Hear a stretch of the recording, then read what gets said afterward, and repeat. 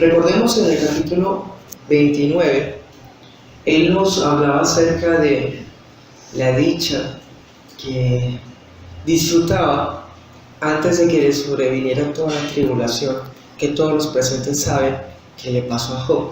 Sin embargo, en ese 29 también se nos decía las cosas que Job sí hacía. ¿Se acuerdan? Ayudaba a los más necesitados, representados en quienes, como siempre, viudas, huérfanos y los más pobres y miserables de la sociedad. Y en el capítulo 31 trata de lo que él no hacía. Esa es una manera de poder resumir todo lo que vamos a ver. En el capítulo 31 es una declaración negativa. Es algo así como decir: yo confieso que yo no hice ni esto, ni esto, ni esto, ni esto, ni esto, ¿sí? Ya hemos visto todo lo que Job sí es, todo lo que sí él hacía, pero ahora vamos a ver lo que él no hizo. Este capítulo, hermanos y amigos, es una declaración de inocencia y sale de la propia boca de él. Preguntémonos algo. ¿No es muy subjetivo que alguien hable de sí mismo? ¿No es algo fácilmente controvertible que alguien dé una confesión de lo que él es y de lo que él no hacía? ¿No es algo incluso que puede llegar a ser una muestra de arrogancia hablar de sí mismo diciendo lo que no se hizo? Pues hermanos, hablar bien de sí mismo de esa manera sí puede ser una muestra de arrogancia. Sin embargo, no vamos a afirmar que Job sea arrogante. De hecho, vamos a probar que no. Vamos a probar que aunque en este capítulo Job está hablando de sí mismo y está diciendo lo que él no hizo y no es, no significa, hermanos, que él esté jactándose de su bondad propia o de su autojusticia. ¿Por qué? Notemos lo siguiente: nuestro hermano servidor nos hizo la lectura y todos ya la hicimos, y lo primero que notamos es que Job no está exhibiendo su justicia. Él no está exhibiendo lo que él hizo, está defendiéndose de lo que lo acusaron que sí hizo. Él no está mostrando todo lo que él hace. No es que yo sembraba, yo diezmaba, yo daba esas ofrendas, yo ayudaba, yo di tanto, yo hice tanto. Él no está exhibiendo todas las buenas obras que hizo. Él lo que está haciendo es negándose a aceptar cualquier tipo de cargo que humanamente alguien se pudiera imaginar en su contra. Muchas de las cosas que aquí Job está diciendo que no hizo, lo vamos a ver en el transcurso de la predicación, son cosas que sobre todo Sofar y Elifaz calumniaron a Job y le dijeron: tú hiciste esto, esto y esto, y por eso te sobrevino todo el mal. Ya vimos en esas 40 predicaciones que Job se defendió, y ya probamos que todas las calumnias son falsas.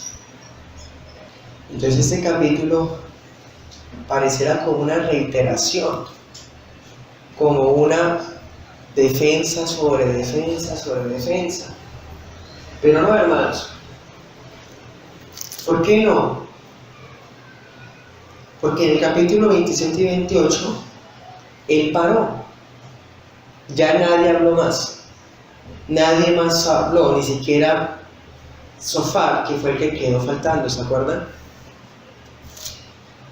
Entonces lo que Job ya no se está defendiendo directamente de ellos, porque ya a ellos pareciera que se quedaron frustrados en sus intentos por convencer de que Job está equivocado.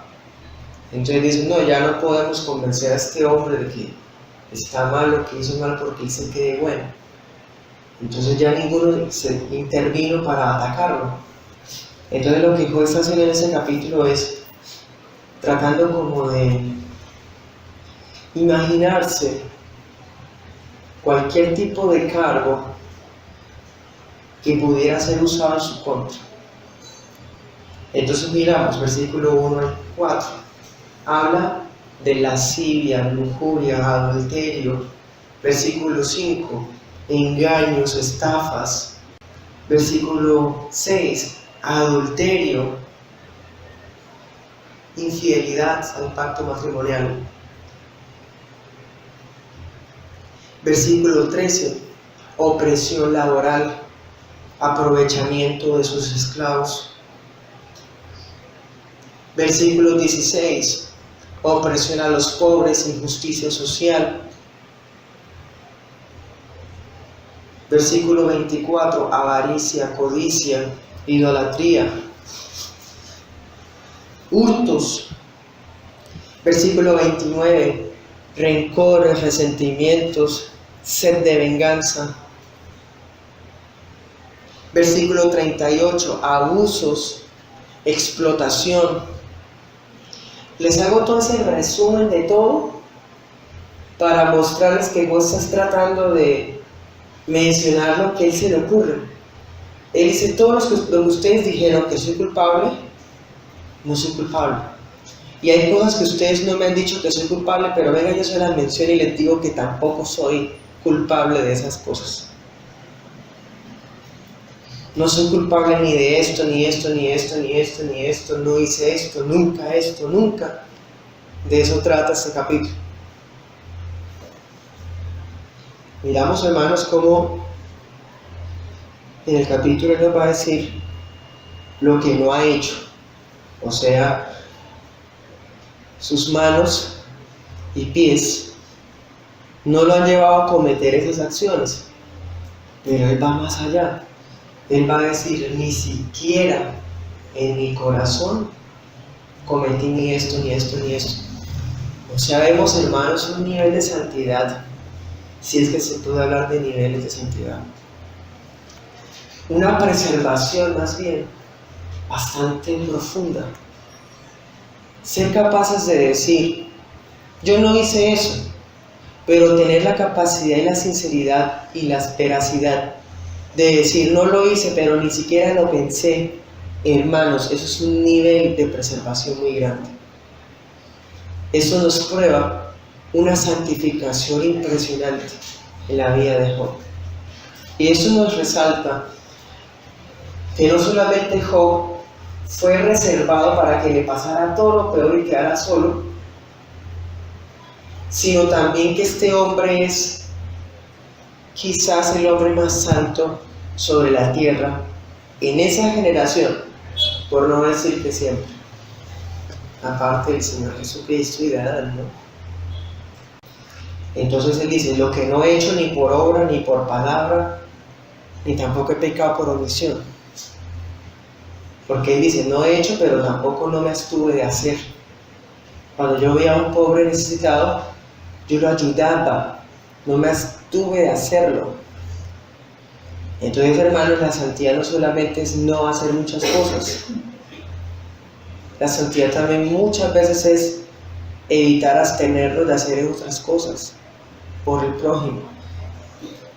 La santidad no solamente es abstenernos de hacer, también es abstenernos en el corazón de hacerlas. Porque ¿qué serviría, hermanos, que en lo material llegar a no cometer muchas actitudes, pecados y obras de la carne, pero que en la mente sí cometemos todos los días? Por eso el versículo 1 dice, hice un pacto con mis ojos, no mirar con codicia sexual a ninguna joven, a ninguna doncella, a ninguna muchacha virgen. Pues ¿qué ha escogido para nosotros el Dios del cielo? ¿Cuál es nuestra herencia? del Todopoderoso en las alturas. Vayamos a Mateo 5, 28. Ese pasaje, hermanos, resume lo que les estoy tratando de expresar.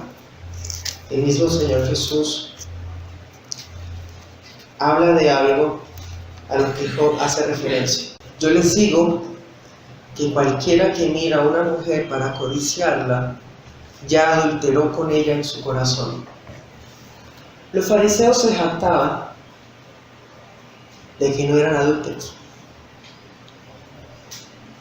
Y hay muchas personas que dicen, yo nunca he sido infiel y nunca lo seré. Pero en sus corazones sí lo han sido muchas veces. ¿Ven la diferencia? Hay muchas personas que señalan a otros de ser infieles, pero que con sus actitudes se comportan como infieles adúlteros y adúlteras. Los fariseos se jactaban de que no habían caído materialmente en los hechos, pero Cristo denuncia y dice que el pecado de no adulterarás incluye también el corazón, la mente, la conciencia, los ojos. ¿Sí? O sea, hermanos, vemos cómo no necesariamente hay que realizar algo, sino que también la santidad debe estar en el corazón. Bueno,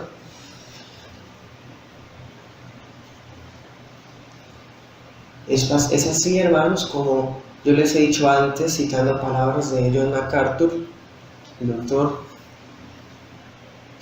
El pastor dice que el cristiano se caracteriza no solamente por lo que hace, sino también por lo que no hace. Y aquí vemos que Job nos está diciendo eso casi textualmente.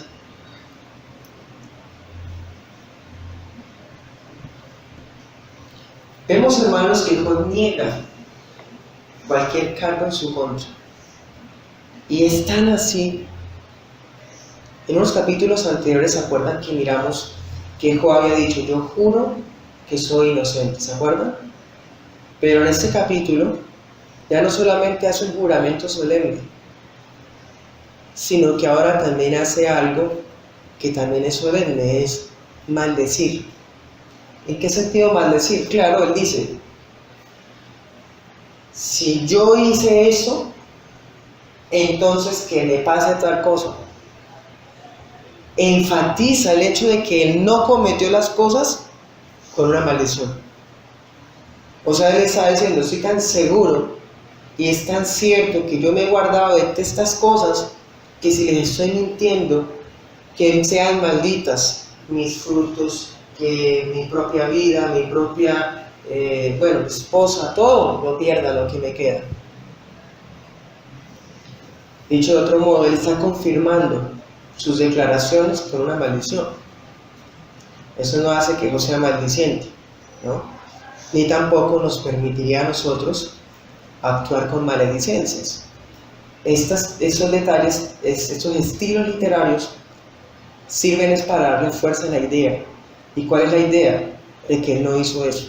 Bueno, entonces ninguna de las aseveraciones de los amigos, ni de Satanás, ni de cualquiera que quisiera compelerle, acusarlo por medio de dardos, indirectas, calumnias, sátiras, ninguna puede prosperar en el tribunal de Dios.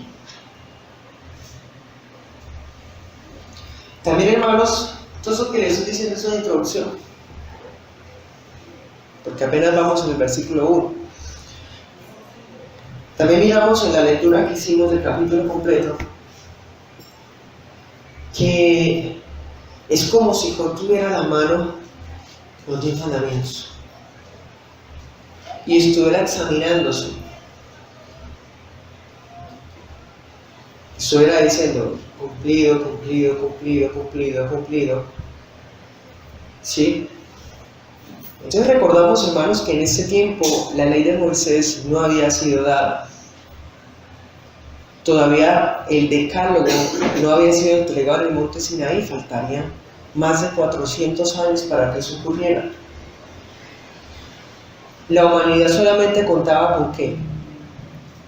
Con la ley moral escrita en ¿dónde? En las conciencias. Las personas sabían qué era lo bueno y qué era lo malo porque eso Dios lo escribió en el corazón de todos nosotros, de toda la humanidad, incluyendo los léprosos. Pero miremos ese detalle, que aunque la ley, los 10 mandamientos no estaban escritos, Job no tiene la mano de Éxodo ni de Deuteronomio, pareciera que sí. Y eso es muy impresionante. ¿Por qué? Porque nos deja ver que el Espíritu Santo que inspiró la Torá, el Pentateuco, los primeros 5 libros de Moisés, es el mismo que está preservando a Job, que le está enseñando a Job y que le está diciendo a Job de qué es lo que un cristiano se debe guardar. Todo lo que él habla en el capítulo 31 está inmerso en los 10 mandamientos. Es más, ¿se acuerdan? Dice: no me dejé vislumbrar por el sol y la luna. ¿Qué es el primer mandamiento? No tendrás dioses ajenos delante de mí. Ahí está. No adulterarás, ya lo vimos. No hurtarás, también. No codiciarás, también. Hermanos, están los 10. ¿Y quién se los dijo? Claro que no los está diciendo en orden, porque no los tiene en orden. Pero vemos cómo el espíritu de la ley, el núcleo de la ley de Dios, la tiene Job en el corazón. Es así, hermanos, como tenemos cada uno de nosotros la ley escrita en el corazón. Y más ahora, cuando conocemos a Cristo, el Espíritu Santo viene a nuestras vidas y escribe la ley de Dios en los corazones. De tal manera que ya no necesitamos hacer como hacían los judíos, que se colocaban unos flecos en los mantos, en las mangas de los mantos, para ellos mirar y acordarse de los mandamientos. No necesitan las filacterias, que eran unas cajitas que se ponían aquí para decir que tenían la ley en la frente. No la tienen en un collar, como hacen los fariseos y hacen los paganos ahora. Hermanos, no hay nada externo ahora, porque el corazón, el ahora nuestro, regenerado, es el que porta la ley de Dios escrita. Es así, hermanos, como no podemos imaginarnos cómo podemos aplicar lo que hacemos en nuestro día a día con la ley de Dios.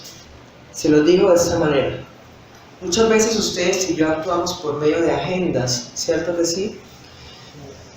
Tenemos anotadas las cosas que vamos a hacer, las que están pendientes por realizarse, las cosas pendientes por pagar, lo que vamos a hacer en la semana, todo lo tenemos muchas veces escrito. Pero no necesitamos hacer eso con la ley de Dios, porque la ley de Dios está en el corazón de todos los hijos de Dios. Versículo 2, allá de Job 31, dice: ¿qué galardón le haría Dios desde arriba? En ese pasaje hay varias ideas que ya han sido referenciadas en el pasado. Primero, la expresión arriba. Ustedes se acuerdan, por allá en Santiago dice: el Padre de las luces, que habita en lo alto, ¿sí? Dice en Hebreos: en la diestra la majestad en las alturas, ¿sí? También el Evangelio de Juan habla mucho de que el Hijo vino de arriba. Eso quiere decir, hermanos, de que está haciendo referencia al lugar del trono glorioso de Dios Padre. Otra referencia es que este Dios personal es un Dios que galardona. ¿Qué es galardonar? Galardonar es dar premios. Hermano, nuestro Dios es tan compasivo y tierno que se propuso en su corazón dar premios.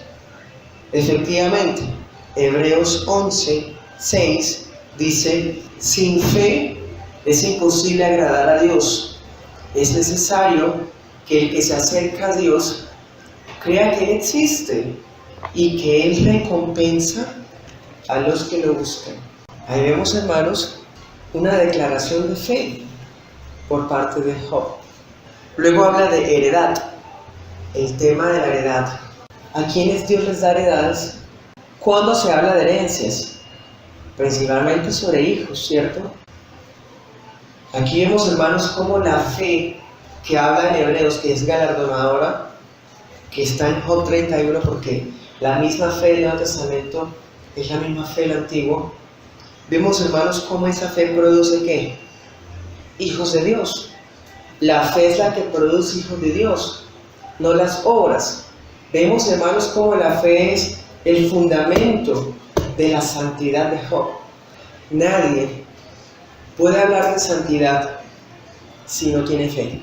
Nadie puede jactarse de que hace, no hace, cumple y no tiene fe.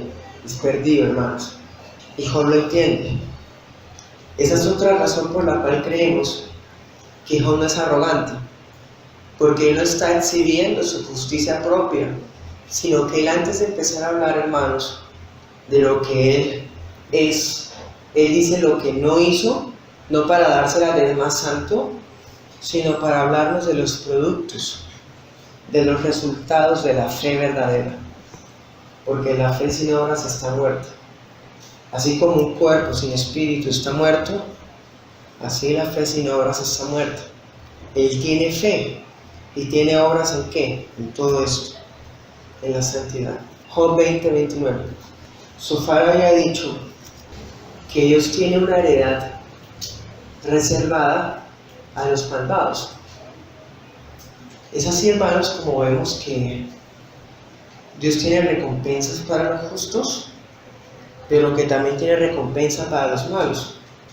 Eso suena bastante extraño, pero debemos entenderlo de esa manera. Claro, Dios es un Dios justo y es retributivo. Él da conforme a la obra de las manos. Si la persona hace justicia, recibirá frutos de justicia. Si la persona es mala y hace obras de maldad, recibirá obras de maldad. Entonces Job está diciendo, aquellos que desean a las vírgenes, que son lascivos, adúlteros en el corazón, lujuriosos, ellos recibirán el castigo de la misma manera como los malvados también lo reciben. Así, hermanos, es como vemos en este versículo 2 la doctrina de la elección incondicional, porque Dios tiene preparada una recompensa para los santos, pero también tiene predeterminada una recompensa para los malvados. Versículo 3. No es calamidad para los malvados y desgracia para quienes hacen el mal. Lo que estamos diciendo, los malvados tienen una herencia.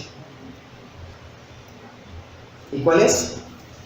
La calamidad, la desgracia. Miremos 18:12.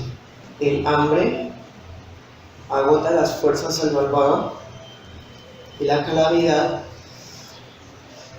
queda a la espera de que tropiece. Entonces vemos la idea, hermanos, de la retribución. Hay calamidad y hay desgracia que esperan para los malvados. Versículo 4. ¿No ve Dios todo lo que hago y cada paso que doy? ¿Qué vemos ahí, hermanos? Que este Dios personal es omnipresente y es omnisciente. Miremos 28:24. Job ya lo había dicho. Dios mira hasta el último rincón de la tierra y ve todo lo que hay bajo los cielos. Miremos 14:16. Entonces cuidarías mis pasos en lugar de vigilar mis pecados. Dicho de otro modo, hermanos, o explicando los pasajes, primero vemos que Dios ve. Entonces hay una expresión antropomórfica. O sea, nos está diciendo que Dios tiene ojos que ven. Sabemos que Dios no tiene ojos porque es espíritu. Pero es una expresión poética que recalca que Dios está pendiente de los pasos. Aún en esos detalles, hermanos, como los pasos que damos, están a la vista de Dios.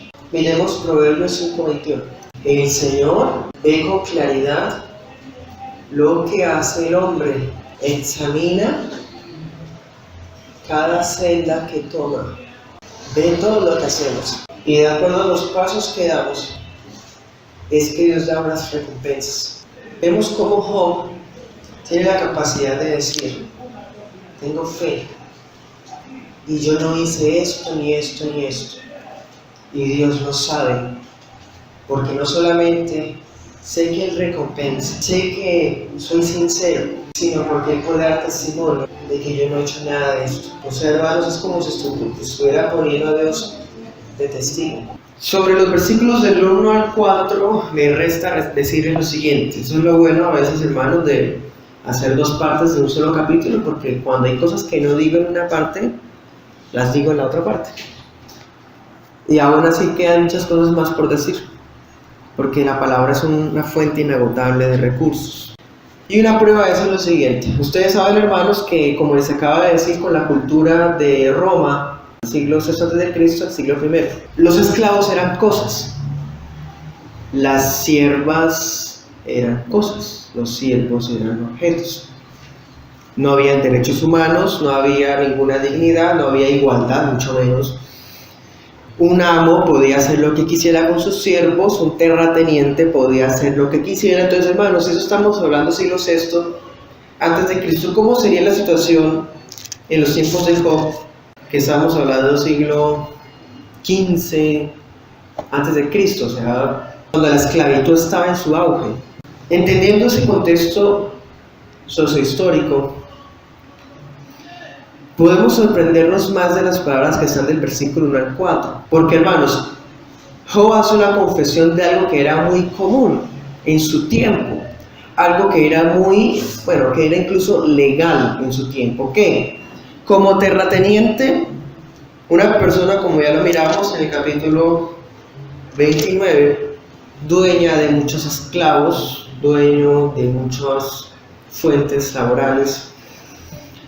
Él tenía la posibilidad de tomar alguna de las jovencitas que había criado, o que fueran hijas de los sirvientes, o que fueran esclavas, o las que fueran hijas de nadie. Él podía hacerlo y no pasa nada. Porque si Job era un príncipe, pensemos si fuera rey, o si no, que fuera un terrateniente, estaba en la posibilidad de hacerlo. No era malo, ni siquiera moralmente, ni siquiera legalmente. Él podía hacerlo, y siendo tan rico, hermanos, porque él dice eso, entonces que como si estuviera mal. Él menciona esos detalles, hermanos, porque él quiere decir que él ha sido preservado en santidad de tal manera que incluso no hizo lo que para la sociedad de su momento era normal. Si no hay ley, no hay pecado. Por lo tanto, haber hecho eso no era pecado. Pero él en su conciencia piadosa entiende que no está bien. No porque ninguna ley se lo enseñe, sino en su corazón, la ley escrita en su corazón le impide hacer eso. Eso es muy significativo, viendo, hermanos, un tiempo como este tan antiguo, que ni siquiera santos hombres como David pudieron llevar a cabo, pero Job sí. También nos sirve, hermanos, para confirmar otro detalle, y es que él nos confiesa algo muy íntimo. Algo que si no hubiera sido por las circunstancias, no hubiera manifestado externamente jamás. ¿Qué? Del versículo 1 al 4, ¿qué ven?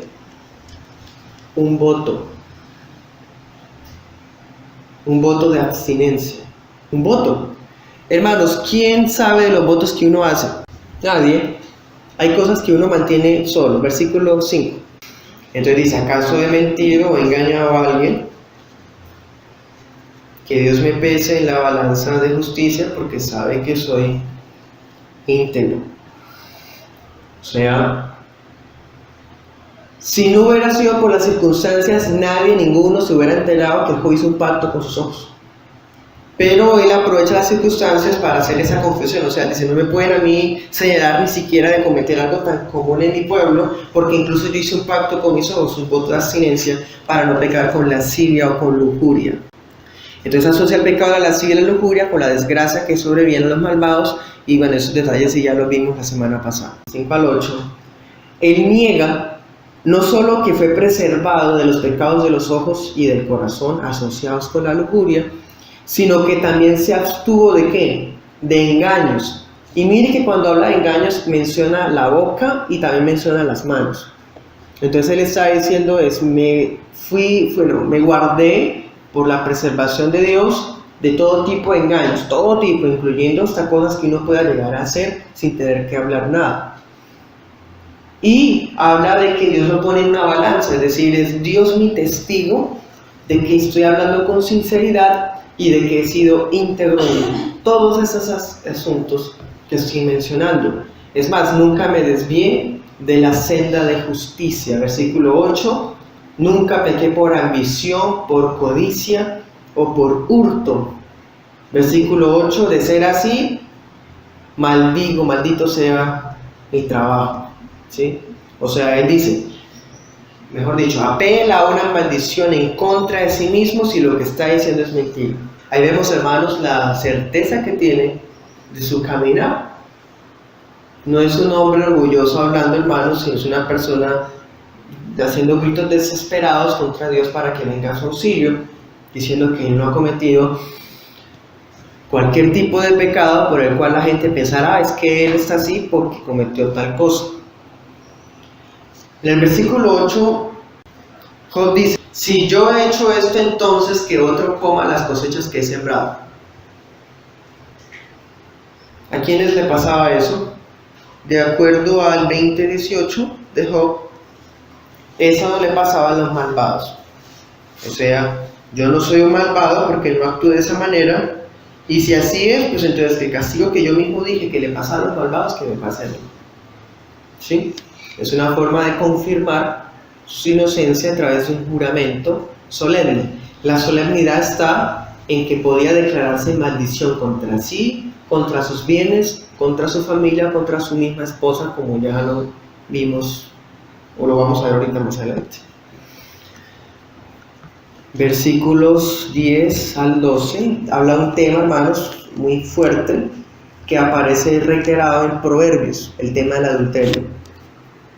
Pero Job va más allá, como siempre, nos acaba de decir el voto con sus ojos, nos acaba de decir de una abstinencia de algo que era normal en su momento y que no era malo,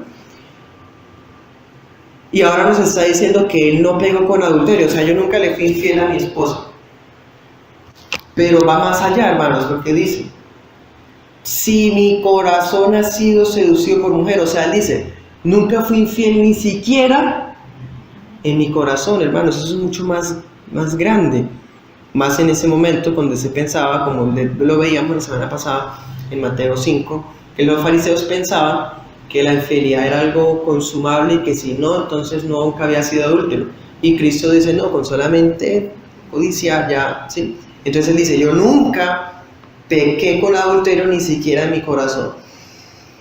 Entonces él mantuvo su fidelidad al pacto matrimonial. Versículo 10, si no es así, entonces que otro sea el que se acueste con mi esposa. ¿Sí? Se maldice a sí mismo en lo que le queda de su hogar. Y es que, hermanos, versículo 11, el adulterio era un acto infame. Eso sí, siempre ha sido infame, hermanos.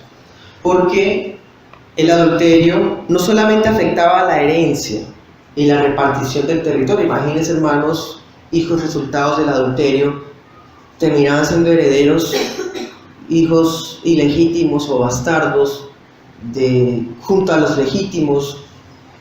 Las herencias se mezclaban, o sea, algo terrible, hermanos. Pensemos que eran los hogares que se destruyen porque mutuamente adulteran, o sea, se confundían los territorios, se provocaban graves discordias y se destruían familias. Entonces el adulterio siempre ha sido algo infame, hermanos, tanto así que en el versículo 11 se dice que era censurable judicialmente, o sea, los jueces podían castigar con penas, sea de carácter civil o penal, el adulterio. ¿Sí? Versículo 12 hace algo que Proverbios también hace. Compara entonces las consecuencias del adulterio con el fuego del Abadón. Es una forma de decir, el que peca con adulterio es como si el fuego de Dios destruyera toda su vida, sus bienes, sus herencias, sus hijos, su familia, todo lo consume y no puede escapar. Entonces él dice, sí, no es cierto lo que yo estoy diciendo, entonces no solamente que otro tome a mi esposa, sino que también el fuego del Abadón consuma todo lo que queda en mí. ¿Qué es lo que le pasa a los adúlteros? También de acuerdo a Proverbios. Dice Proverbios, ¿podrá alguien tomar fuego sin quemarse en su seno? Versículos 13 al 15.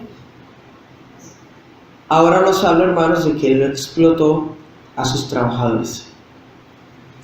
Y aquí va otra cosa, hermanos, que nos muestra la santificación que Dios hizo en Job. Hermanos, Job hizo algo muy avanzado para su época. Job ocurrió, hermanos, es un suceso ocurrido quizá siglo XV hasta el siglo VII, de acuerdo a los eruditos, esto es espacio de tiempo. Y en ese tiempo el tema de la igualdad no existe. Los únicos que son iguales son las personas libres, hijas de libres, ¿cierto? En las sociedades paganas. En las sociedades israelitas tampoco había igualdad, porque si llegaba un incircunciso, hermanos, pues es un incircunciso, no tiene parte con su nación. Pero Job, hermanos, hace algo muy avanzado. En el versículo 13 dice que él no consideró a los esclavos como objetos a su disposición, sino que los ve como personas iguales. Va de la mano con lo que les estaba diciendo en los versículos del 1 al 4. Algo que es normal, que no es pecado, porque el pecado entra cuando entra la ley, eso está en Gálatas, en Romanos. Entonces no era pecado actuar como un amo contra personas a su disposición como los esclavos. Lo único inmoral era maltratos, asesinatos indiscriminados a los siervos. Eso sí, ya, hermanos, es algo infame también. Pero nunca verlos como iguales. Y Job los ve como iguales ¿con base en qué? Versículo 15. En que Dios nos creó a los dos. Dios nos hizo en el vientre a ambos. Es por eso, hermanos, que si las personas que niegan la existencia de Dios, todo se vale. Porque si Dios no existe, entonces la igualdad no existe. La igualdad es una virtud que nació del cristianismo. Todas las constituciones de Occidente hablan de igualdad porque eso lo aprendieron del cristianismo. Porque el cristianismo basa el hecho de que somos iguales por el hecho de que fuimos creados por Dios. Si la creación no es cierta y si Dios no existe, entonces no somos iguales. Entonces, hermanos, vemos cómo el mundo secular se autodestruye cuando niega aquello que lo fundó. Versículo 14. ¿Por qué Job no comete algo que pues en ese momento no está mal, que él puede hacerlo por su posición socioeconómica, política? Versículo 14. Porque temió a Dios. Confiesa que teme a Dios. Cuando trataba a sus siervos, él confiesa que él se abstuvo de maltratarlos. ¿Por qué? Porque le temía a Dios y se abstuvo de hacerlo porque dice, Dios nos va a juzgar. Versículo 15. Si alguien maltrata y explota a sus esclavos, los trata como objetos inanimados, inútiles, Dios nos va a juzgar. Porque fuimos hechos de la misma manera por Dios. Versículo 31. Es más, los esclavos decían, Él siempre nos sació con su propia comida. Es una expresión. En el versículo 31 dice, los esclavos, ningún esclavo tuvo queja de Job. Es más, todos los esclavos testificaban a su favor de que siempre los saciaba. Versículo 38 al 40, nunca explotó la tierra por encima de sus verdaderos dueños. No se aprovechó, hermanos, de su preeminencia allí en su sociedad, en su ciudad, para aprovecharse de los terrenos de los vecinos. ¿Sí? Eso, hermanos, responde a la calumnia que le había hecho Zafar. Allá en 24:2 dice que los malvados mueven los límites de propiedad, roban los animales y los ponen en sus propios campos. Zafar había insinuado una calumnia a Job de que él había hecho eso. Y Job está respondiendo que no. Santiago 5:4, que lo veíamos hace poco. Yo nunca he explotado la tierra de otros. Santiago 5:4 dice: oigan las protestas de los obreros del campo a quienes estafaron con el salario. Los reclamos de quienes les cosechan sus campos han llegado a los oídos del Señor de los ejércitos celestiales. Es decir, hermanos, si Job hubiera actuado de esa manera, Dios habría escuchado las quejas de las personas y hubiera actuado en su contra. Está diciendo eso. Esto que me pasa es producto de la voluntad de Dios, pero no es juicio porque yo haya hecho eso, porque no lo hizo. Bueno, versículos 16 al 23. ¿Qué fue aquello en lo cual los amigos de Job más insistieron con calumnias durante todo el libro? ¿Qué fue? Que Job abusaba de los pobres y que Job se negaba a ayudarlos, ¿se acuerdan? Entonces, en este punto Job niega haber actuado así y lo hace bajo juramento. Es más, no solo no impide ayudar a los pobres. Si alguien quería ayudar a los pobres, Job no los detenía, sino que Job mismo compartió la comida con ellos. Versículo 18. Fue padre de huérfanos. Fue como un hijo para las viudas en el trato que les brindó a esas personas. Versículos 19 al 20. Los pobres lo bendecían con gratitud, porque cuando sentían frío, Job los cubría. Ahí vemos, hermanos, la piedad. La piedad ve la necesidad y actúa inmediatamente. Job está diciendo: ni siquiera tuvieron que venir a pedirme ayuda, yo mismo era el que me daba cuenta de que estaban desnudos y los cubría. Ni siquiera tenían que venir a hacerme un derecho de petición para decirme que los ayudara, sino que yo mismo me daba cuenta que no tenían comida suficiente para brindárselas. Miremos 29:13. Aquí Job reitera lo que ya había dicho antes: ayudaba a los que estaban sin esperanza y ellos me bendecían. Hacía que cantara de alegría el corazón de las viudas. Entonces, en esos versículos él retoma eso que ya había dicho. En el capítulo 29 dice lo que hizo, y en el capítulo 31 dice lo que no hizo. Y es: yo no fui indiferente a las necesidades de las personas, de los más pobres. 32. No solamente incluía huérfanos y viudas, sino también está incluyendo a extranjeros, a forasteros. ¿Cómo los ayudaba, hermanos? Les brindaba hospedaje. Recordamos que en la cultura bíblica dar hospedaje era una obra, hermanos, muy importantísima. Así es redundante, así, bastante importante. Entonces Job dice que él recibía también a los extranjeros, brindándoles la satisfacción de sus necesidades. Versículo 21. Nunca se aprovechó de sus influencias ni de su poder para pasar por encima de los derechos de los pobres. Derechos de los pobres no me refiero en términos contemporáneos, ¿no? Cuando hablamos hoy día de derechos, hay derecho ahora para todo. No, estamos hablando de que él está diciendo: yo nunca fui parcial en el juicio. O sea, siempre fui imparcial, incluso cuando ejercía mis funciones judiciales. Nunca tuve esa compasión barata de que porque era pobre entonces fallaba a favor de él, pero tampoco porque era contra un rico, por temor al rico, fallaba a favor del rico. No, siempre fui imparcial. Eso lo enseña la ley de Dios. ¿Ustedes se acuerdan del Éxodo y demás? Versículo 23, nuevamente. ¿Qué fue lo que le impidió a él actuar de esa manera? Porque él tenía todo eso a su alcance, hermanos. Él podía haber actuado así y nadie se hubiera dado cuenta. Si Job actuaba así, ¿quién podía decirle algo si él era el más grande de todos? Nadie. ¿Pero qué fue lo que le impidió que actuara así? El temor de Dios, otra vez. Vemos que en un solo capítulo ya se han hecho 2 referencias a ese tema. Lo que lo impidió actuar así fue el temor a Dios, pues Dios no va a dejar sin castigo al que sea parcial, tenga favoritismos. ¿Sí? Miremos 13:11. ¿No les da terror su majestad? ¿No los deja abrumados el temor que sienten por él?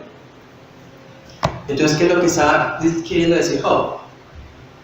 Que para Job, la base del temor de Dios es sentir terror de su castigo.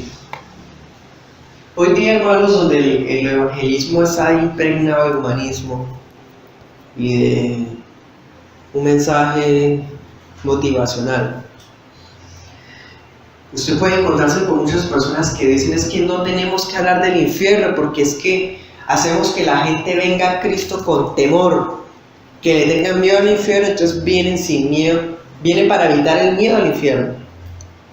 No hay que hablar del infierno, no hay que hablar de juicio, no hay que hablar de pecado. Tenemos que hablar de que Dios tiene un plan hermoso con ellos, de que Dios es amor, de que Él los ama, que Él los acepta tal cual son. Hermanos, esto es herejía, esto es basura humanista. Decía Nichols, si una persona se acerca a Dios por miedo al infierno, pues entonces predicaré el infierno para que más se acerquen.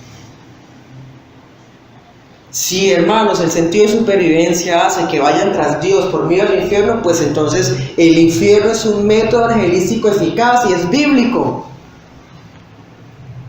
Porque no es una manipulación psicológica, es una realidad.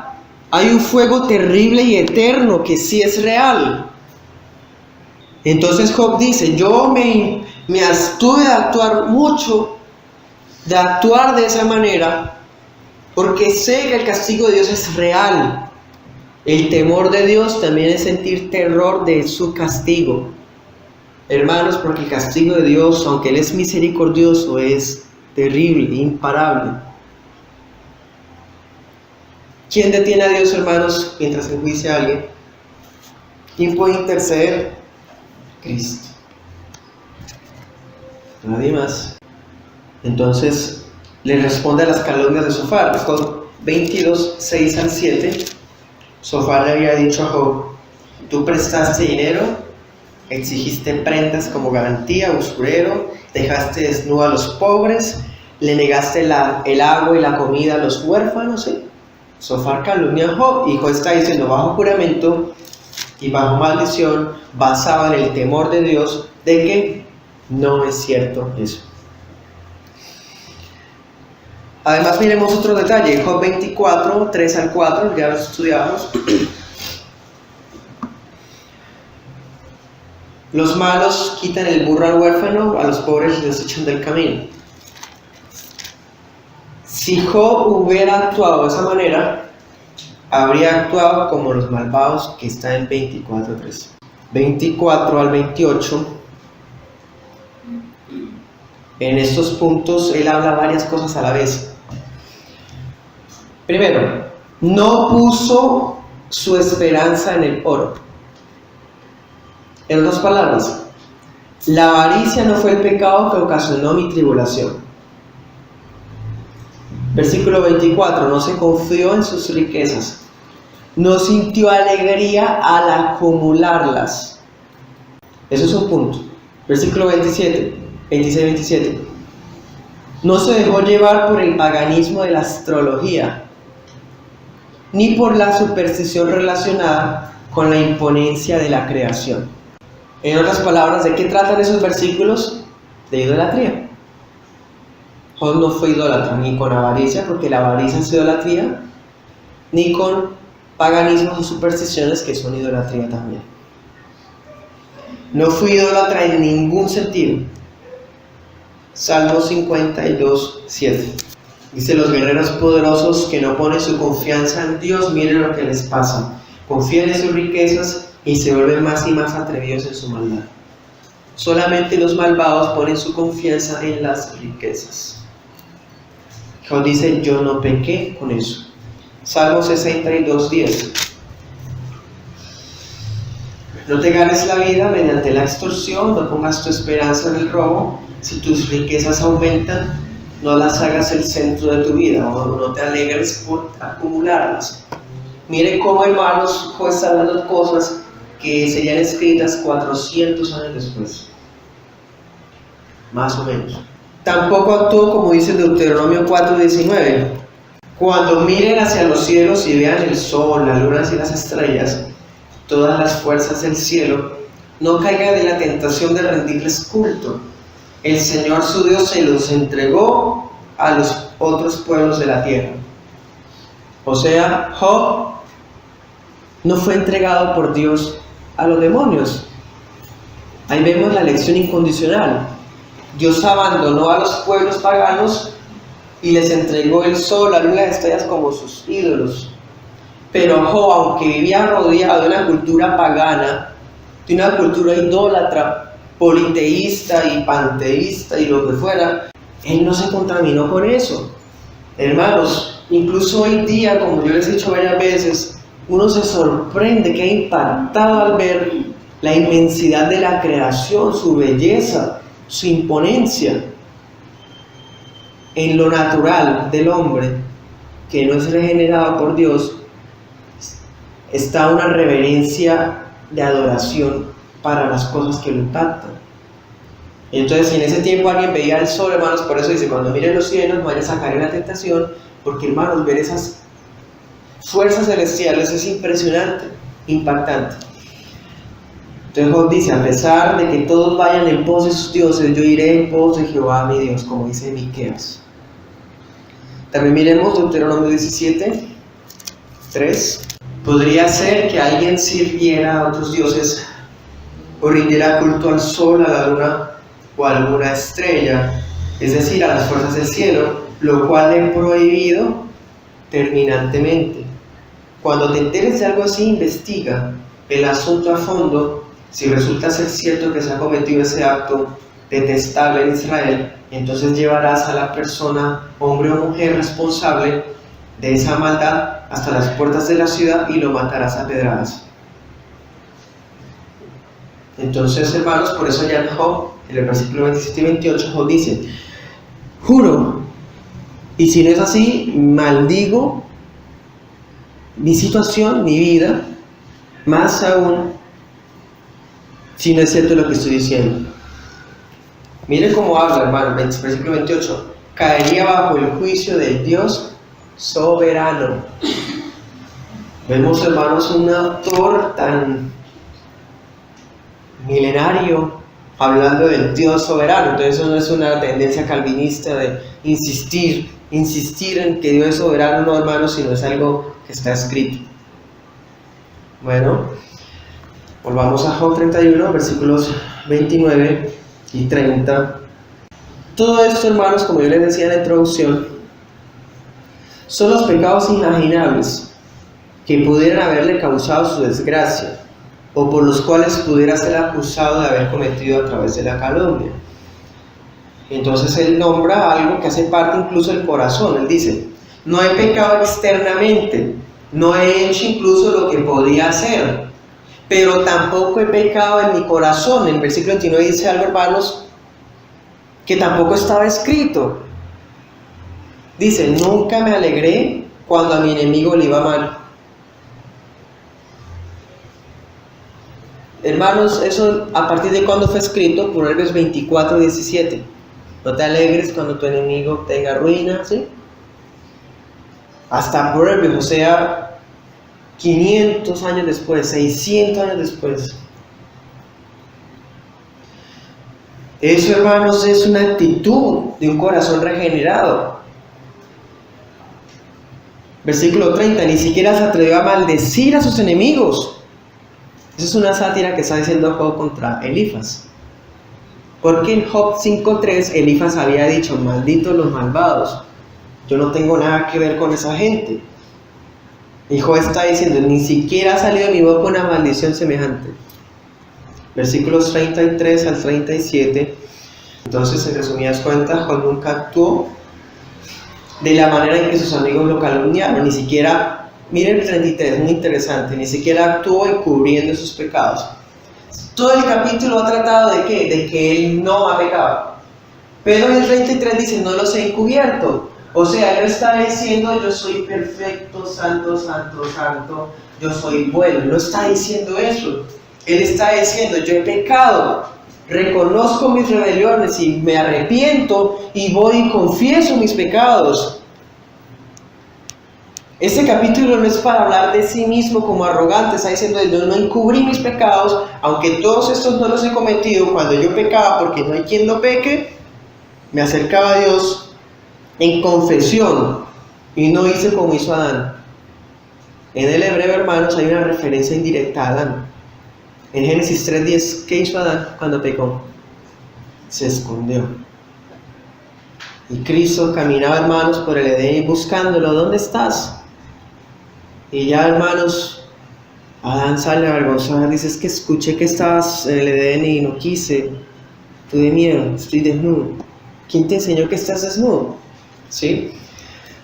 Entonces, hermanos, Adán, cuando Dios lo buscó en el Edén, se escondió porque pecó. En cambio, Job dice, yo no cometí esa actitud malvada, sino que cuando yo pequé, me acercaba ante Dios en confesión. Un santo en arrepentimiento constante. El arrepentimiento, hermanos, hace parte de la vida diaria del cristiano.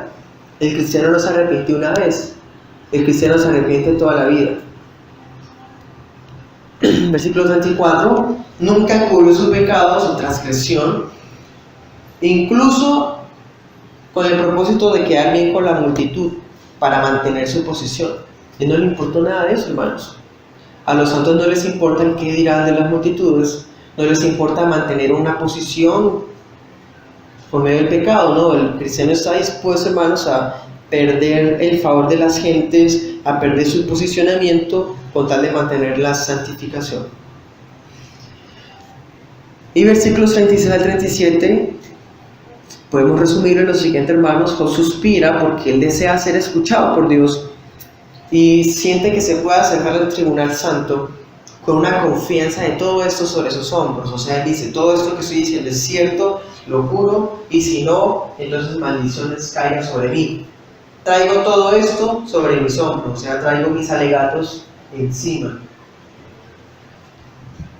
Aquí terminan las palabras de Job. Esa frase final, hermanos, alude al hecho de que Job guardó silencio en señal de desahogo. Ya se desahogó. Después de, hermanos, 31 capítulos, ya se desahogó. Pero el desahogo no solamente termina ahí, sino que los amigos ya no pueden responder más. No tienen más argumentos. No pueden insistir más en convencerlo porque Job los dejó sin posibilidad de que siguieran con las calumnias. Ya Job mencionó todo lo que ellos pudieran haberle dicho, ya lo mencionó Job, ya. Y no porque ellos hayan sentido vencidos por Job, sino se sintieron ya impotentes de que no pudieron convencer a este hombre de su pecado. Entonces por eso ahí dice, aquí terminan las palabras de Job. Ocurre un silencio, hermanos, un silencio ensordecedor, que por eso vamos a ver a partir de la otra semana, si Dios quiere y vivimos, que hay un cuarto personaje que está ahí en la conversación, no había hablado, pero como ya todos se callaron, entonces él dice todo lo que no dijo en 31 capítulos. Todo esto, hermanos, nos deja ver cómo la santidad del mejor de nosotros, que el mejor de nosotros fue Adán, después de la caída, el mejor quizás haya sido Job. Ninguno se compara a la santidad de Cristo. Cristo no solamente se caracteriza por lo que no hizo, también por lo que hizo. Y todos, hermanos, se rinden a los pies del Mesías Príncipe, Señor Dios, el Verbo hecho carne. También, hermanos, saber que ninguno de nosotros podría hacer esas apelaciones de Job 31 por completo, pero hay alguien que intercede por nosotros a la diestra del Padre, si no encubrimos nuestras transgresiones. Como dice el Proverbios, el que encubre sus pecados no prosperará, pero el que los confiesa y se aparta alcanzará misericordia. Oremos.